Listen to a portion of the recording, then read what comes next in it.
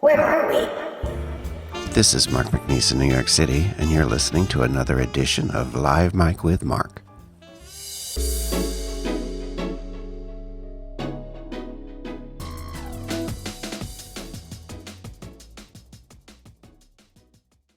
Welcome back to the podcast, everybody. This is Mark, and I had a few weeks off there, took a little break, which is going to lead into what we're talking about tonight. My guest is David Hughes, founder and publisher of retirefabulously.com. Hi, Dave. How are you? I'm doing great, Mark. How are you? I'm doing very well. I'm rested. My husband and I went to Key West last week, which was really, really nice. I love it there, but I would not go again between, say, mid-May and October because it's just hot. I've only been there one other time. It was November, and I thought, wow, this is fabulous. It was in the 70s, and you even might need a sweater at night, but this was hot and humid. So how humid was it when you were there in November? Was that a lot more tolerable as well? It was very dry, and I've always thought Florida was a pretty moist state because we used to go there to visit Frank's late father, and I thought, it's always muggy here. But November in Key West was amazing. I thought, wow, I could just stay here for a month. But last week it was hot and muggy. I mean, it's hot and muggy in New York right now. And New York in the heat and humidity is especially unpleasant. So anyways, go to Key West, anybody.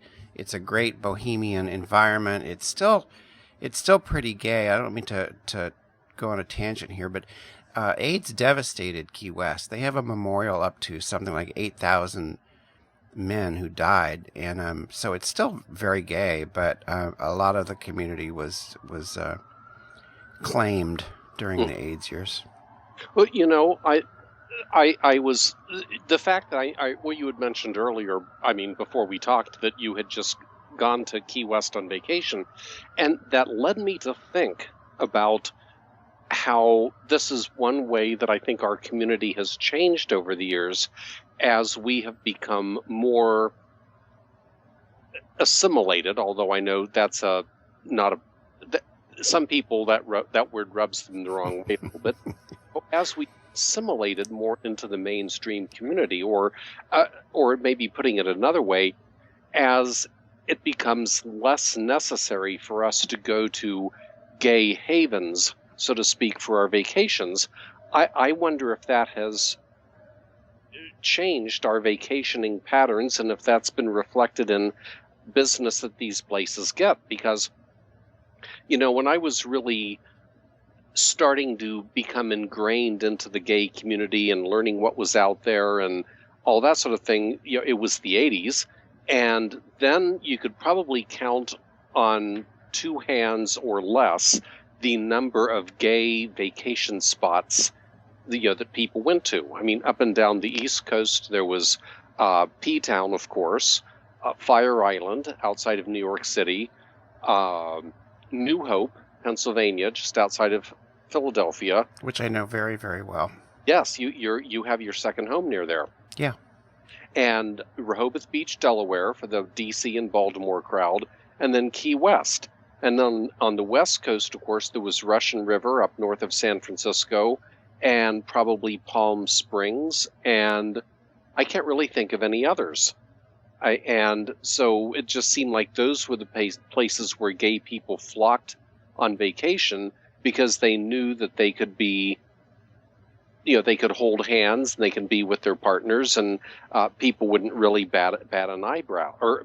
In fact, they'd probably be the majority rather than the minority for a change.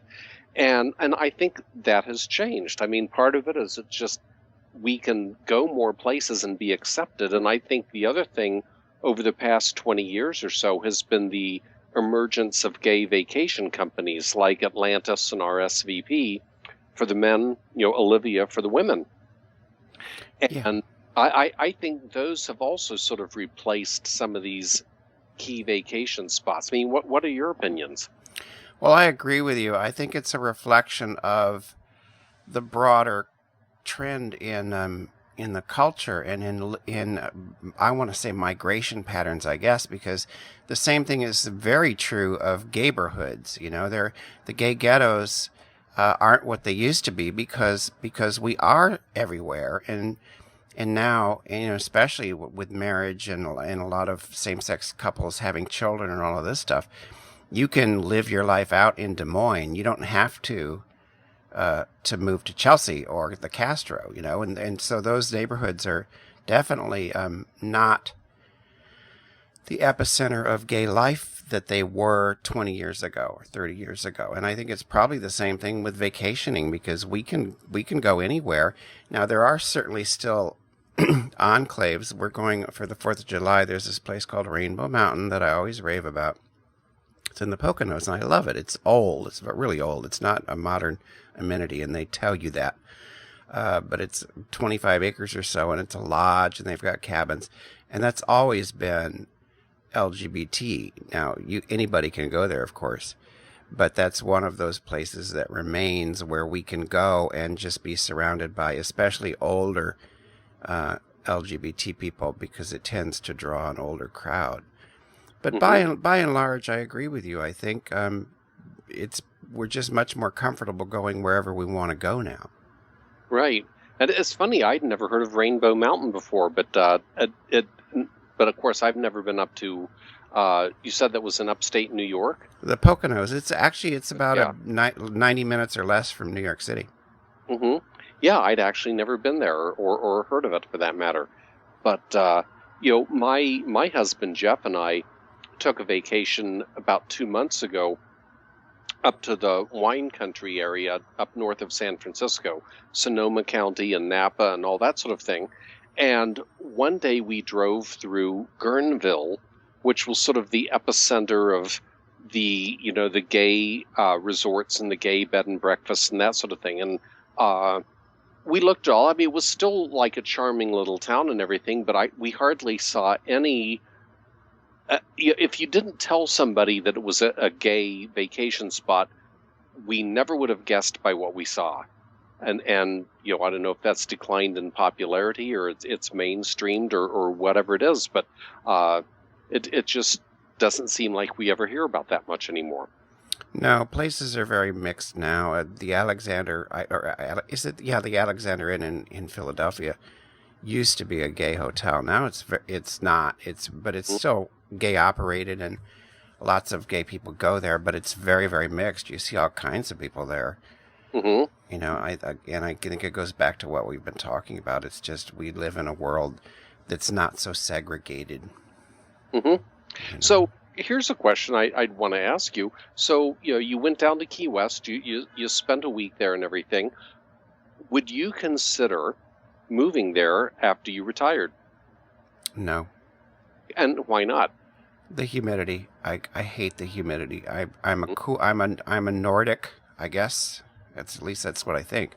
I'm a cool weather person, and on the East Coast here, other than maybe 3 months in the summer where it gets hot and muggy, and I just want to move to the Arctic. It's nice here. There's not a consistent humidity here, but I think that in Florida, like I said, it's just humid there so much of the time. Mm-hmm. And I couldn't move there. I mean, when I was there in November, I thought, wow, I'd like to live here. But it's also very, very expensive, and that's another thing I wanted to touch on when we talk about vacationing, is affordability. But Key West, like New York City, anywhere else, is really expensive. We have that house in Kingwood Township, New Jersey, with no mortgage and very low taxes because it's a tree farm. So we could retire there and for very little. Mm-hmm. Key West is going to cost you a lot of money unless you have a lot of money, and you know what I mean. It's not a cheap place to live. Yeah, and the one of the points I was sort of trying to get at when I asked you that question is actually the desirability of vacation spots in general to be places where you would live permanently. Because one thing that I've learned is that generally great vacation spots don't make good places to permanently move to when you retire, Yeah. for a variety of reasons. One may be that, as you said, during certain times of the year, the climate may be wonderful. At other times, it's not. But other things is a lot of times vacation areas tend to be expensive places to live. And one thing that I'll never forget is, Jeff and I went to Hawaii back in, I think it was 2006, and we took a cruise that went around to several of the different islands. And on 2 different islands we visited, the bus drivers said, yeah, people tend to come to Hawaii on vacation, and they love it, and it's beautiful, and the weather's nice, and all this sort of stuff, and they say, oh, I could just live here. And so they move there, and they tend to last about 6 months. Yes. They pick up and move back home. And I've heard that story repeated similarly for other spots and for other reasons, but it's led me to conclude that generally, unless you want to open a business when you retire that caters to vacation community, like a bed and breakfast or a souvenir shop or a tour guide service or something like that, unless that's what you want to do after you retire, then generally vacation spots don't make good places to live. No, they're better left as vacation spots. I have a couple that I'm a friend with, or friends with, one for many, many years. They moved to Hawaii, but they've stayed there. They've lasted 9 years. They're ready to do something else. But you have to really be into a particular lifestyle to live there, I think. They live not necessarily in the woods, but they're very off-the-grid people. And they live on the Big Island, and that lifestyle suits them. But it's not for most people, I don't think, especially if you're not used to living on an island in the middle of the Pacific. Exactly. And, people take a lot of things for granted, like, like concerts, for example. I mean, if you like any, nationally popular touring acts, in many places around the U.S., you can count on them going there on tour. They may not come to Hawaii. There may not be nearly as much theater or, music or arts or something like that once you get outside of Honolulu.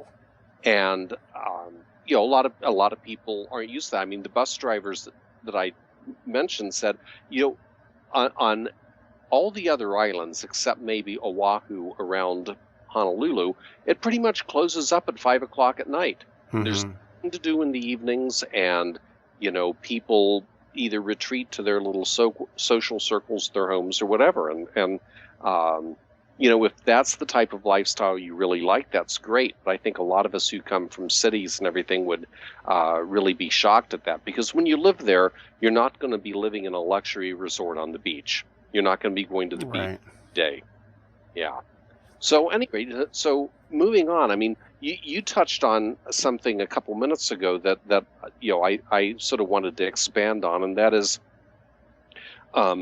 what types of vacations do you want to take when you retire, and can you afford them? And I think that's a really good question that people need to think about, because I think a lot of people, when they look forward to their retirement, they think, I'm going to have a lot more time to travel, and I'll take cruises, and I'll take trips to Europe, and all sorts of other things. And that's great as long as you anticipate that you're going to do that, create a budget that includes that, and make sure that your savings are on par for that. Because, I think a lot of people, when they're sort of estimating what they are going to need to retire on, first of all, there's a lot of these rules floating out there, like, you'll need 80% of what you currently live off of to continue to live that way in retirement. And those rules are good ballparks for average people, but most of us aren't average people. Mm-hmm. And if you envision being able to take nice cruises and things like that, especially, Atlantis vacations and things like that. I mean, we happen to enjoy them, but they're not cheap. And so, as you're thinking about how much money you're going to need to retire, think about what your vacationing lifestyle is going to be and how much that's going to cost. On the other hand, I know people who have bought RVs and just go driving around the country and go from campground to campground. And you can travel that way very economically, at least once you've paid for the RV. And the gas. Yeah, exactly. And the gas. If you're willing to just do a tent camper or even a tent, that's even better. But I think the overall point is, what kind of vacation lifestyle do you want to have in your retirement, and plan for it and save accordingly? And also, I think to adjust, because Frank and I, we love to travel, but you can travel less expensively. You can go places, for instance, we have friends, speaking of Rehoboth, she and her husband have a house in Bethany Beach. So we go there once or twice a year, and we stay with them. So there's no hotel cost. There are ways to vacation that aren't going to set you back $2,000 or $3,000. And I want to put a plug in for cruises, because I love cruising, and you can get good deals. That's the other thing. Look for deals. You can get good deals on cruises, and you could probably go on a cruise for $1,200 or less. And mostly eat on the ship. So you can get around this stuff. We have just been accustomed to having the money to go sort of high end, but that's not going to continue when we're retired. But we can still travel. And I also wanted to mention, just like, I really like short vacations. I like taking going away for 2 nights or something like that. You can, and there's local places, all kinds of Mystic, Connecticut. There's all kinds of local places you can go. No, absolutely. And even for people who maybe have bigger ideas for what they want to do, there are ways you can do that more cheaply. There's 2 people I know, actually. I know them separately, but they're both doing very similar things now. One is a guy who retired from work. I knew him for many years, and he and his partner spend a good bit of their year traveling around the world. Now, that may sound like it's expensive, but what they do is they will pick a particular place, like, a city or a region in Spain, and go and stay there for like 3 months. And there are websites that you can go to for house sharing or for leasing on sort of a long-term basis. And that's actually more widely done in Europe than it is here, although it's here too. But, places like Airbnb and I say there are 2 or 3 websites that deal with, either house swapping or house sitting or longer-term house rentals. So, and that's really very cheap per day. You're not paying full prices. And so they will go to a place, say in Spain, and live there for 2 or 3 months. And that's a different way to travel, because you don't just go and see the tourist attractions and then you're gone in a day or a few days. You really get to live like the locals and experience what it's like to live in the area and get your food from the local markets and that sort of thing. And they really enjoy it. And they've been quite a few places in Europe. They've been to Australia and Indonesia, and I can't always keep track of where they are. And I have another friend who's done the same thing. He has spent a summer in Spain, then he went down in Mexico City for about 3 months, and now he's back in Europe for about 3 months. And so he tends to spend about 3 months away and 3 months at home. And that isn't for everybody, but it's interesting possibilities. And when you go stay longer terms like that, it's not necessarily too expensive.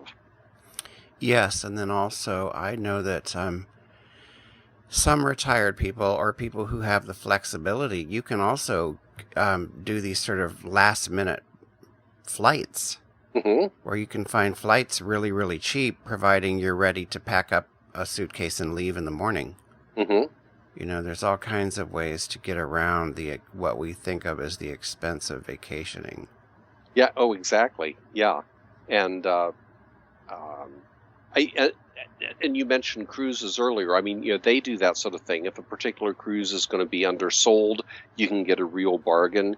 You can get bargains on, repositioning cruises where, maybe they're moving from the Caribbean where they were circulating around for the winter and then transitioning over to the Mediterranean where they tend to cruise in the summer. And there's that cross-Atlantic trip. They fill it up with people really cheaply. That sort of thing. Yes, and also to go places off season. Mm-hmm. I just, I mentioned at the beginning that it was hot in Key West, but it's also when it's the least expensive. Mm-hmm. Because nobody wants to be there. Yeah, exactly. There's one last thing I wanted to touch on, while we're on the topics of vacationing, and we were briefly on the topic of considering where you would want to live on retirement.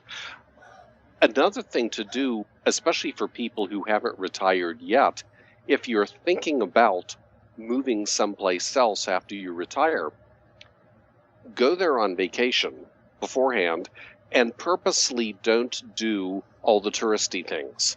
You do things like go shop or see if you can rent an apartment for the week or for 2 weeks or something. Shop where the locals shop, do what the locals do. For as long as you can go and stay there, live like the locals. I have a couple who are good friends of ours that are about 8 or 10 years away from retirement. They've already drawn up a list of 10 cities. I think a lot of them are in Europe, but I think there's a few other places. But they've drawn up a list of cities where they're thinking about living. Mm-hmm. It's every year between now and when they retire, they're going to go to one of those cities, stay for as much vacation time as they have, and live like a local and check them all out. And I think that's a really smart thing to do. That is, and I think we'll probably end up around here somewhere, Mm-hmm. either at the house or somewhere near there. I only had said because our house is on 25 acres, and the nearest town is Stockton, which is a fun little place. New Hope's 20 minutes away, but Mm-hmm. it's 5 miles from our house into the town. And I did say I would, so we're a little bit worried about that, and I would like to live where I could walk into town and have coffee and read the newspaper in the morning. Mm-hmm. So I don't know. We got to wait and see what happens. But that was that was off the vacation topic. But that's a good aside though, and I think what a lot of people find is, for the first part of their retirement, and by part I mean could be a decade or two, when we're still mobile and we can drive, and it's we have reasonably good health. Living in a situation like that would probably be just fine, but there's sort of the double whammy of maybe not being able to drive anymore or not being able to drive longer distances, and also having more, because as we get older, we're going to have more doctor's appointments. Yeah. So having good medical care close by becomes more of a consideration as well. So, it may very well be that living in that place for the next decade or two is going to be just fine, and then there may be a move into a closer to a city, in your future. Now let's close with something fun. What would be your 2 top vacation spots for you? Oh, that's a great question. One of them, and I've already been there once, and I'm dying to go back, is New Zealand.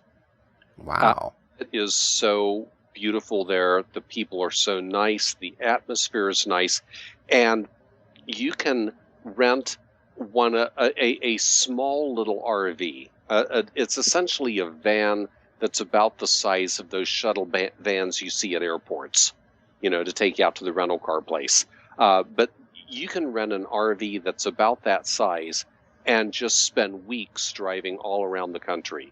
And I would love to do that. So that would be number one. Number two, well, actually, there's more of Europe I want to see, but a lot more.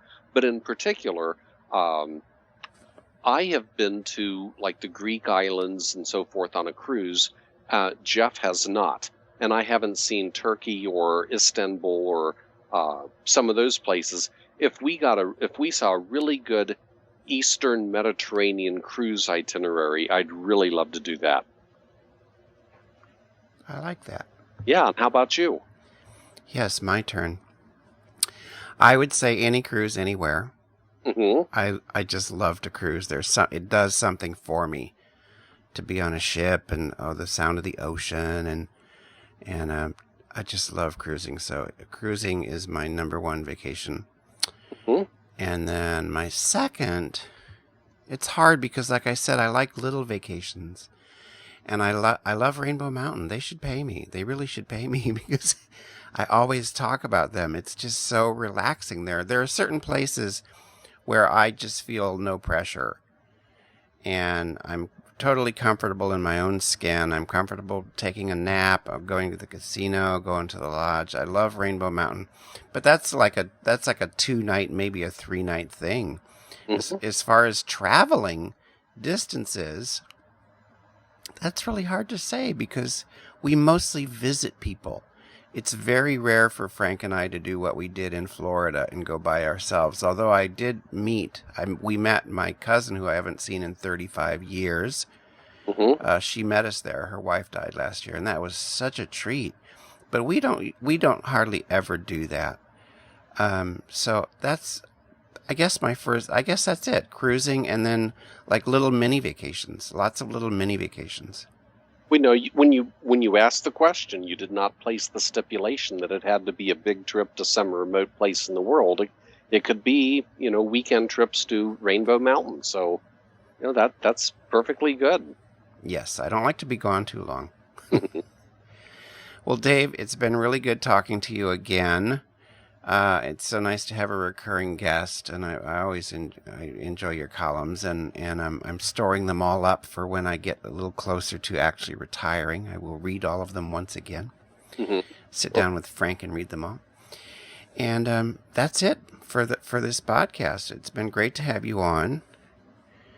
Thank you. I really appreciate the opportunity to come on every month or two, and we always have good chats, and I would be remiss if I did not remind people to visit my website at fabulously.com.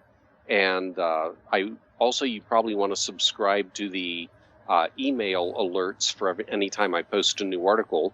I don't spam you. I mean, rarely do you get something more than once every week or two from me. So I'm not going to clog your inbox. So visit retirefabulously.com and sign up for the notifications. Yes, I did, and I love getting your columns. So we'll connect again on another podcast in a month or so, and we'll talk to you again then. Excellent. Thank you, Mark. Take care. You too. Bye.